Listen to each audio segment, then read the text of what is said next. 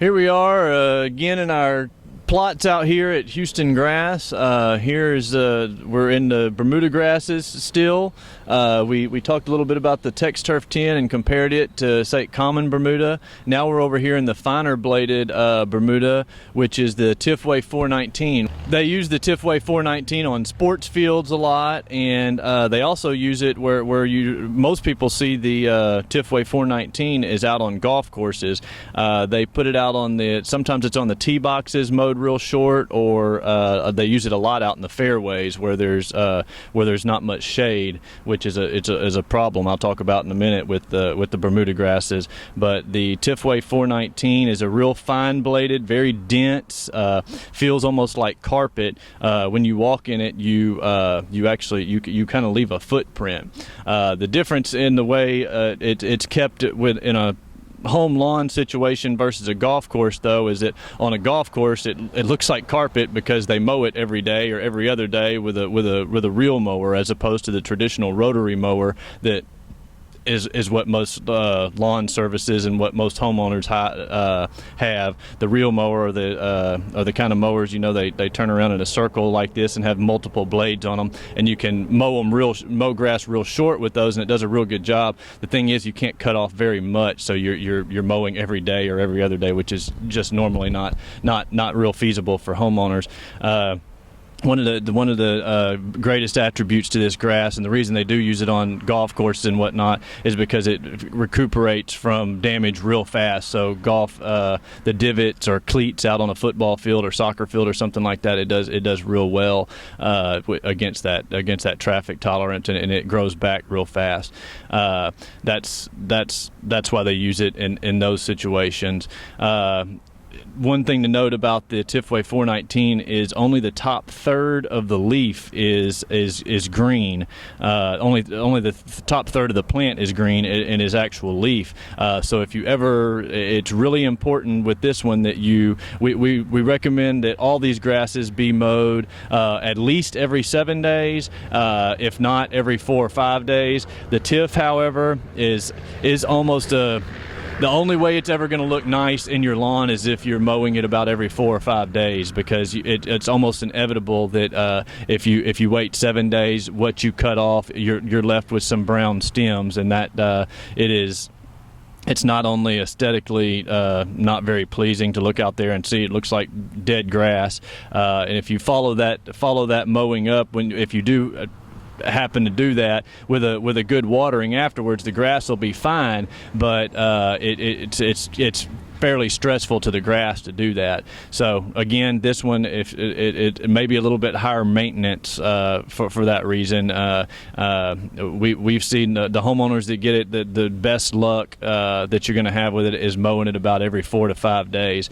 Also, it is a Bermuda grass, so it should be noted that it has zero shade tolerance.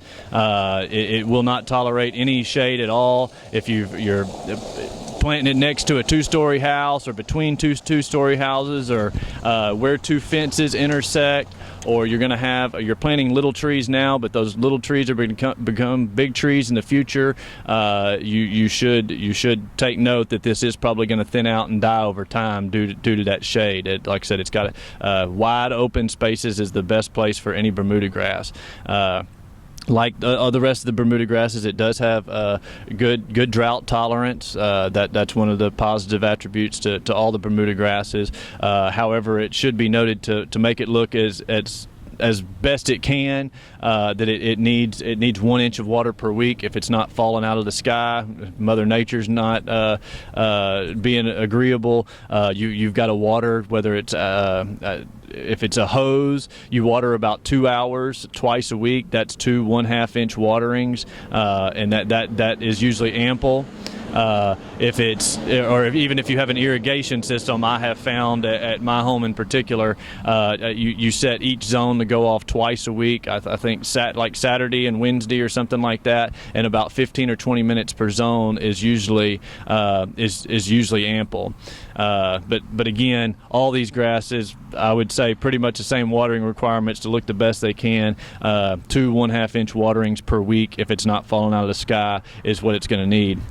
Another thing, Bermuda grasses in general, this one certainly, whereas the St. Augustine and zoysias you can get by with 2 to 3 fertilizations per year.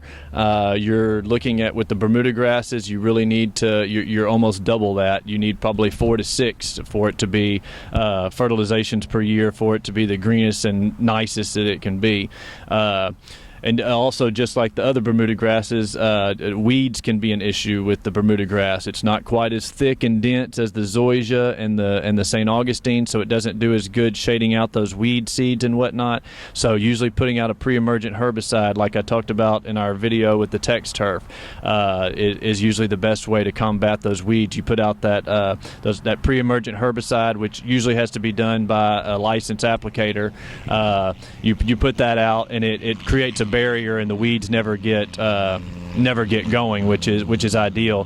However, it should be noted that just like the TX turf we talked about, you don't want to put any chemical, any kind of herbicide out the first year after planting the grass, because that it basically stunts the growth of your new grass that you put down as well. It doesn't root down near as fast or near as good. So the only way to fight the weeds really that first year after you put out the new grass is really just to kind of mow them off and mow that twice a week, and that kind of keeps the weeds out of sight anyway. And then you can start with a pre-emergent program, and that looks that's the way to do that.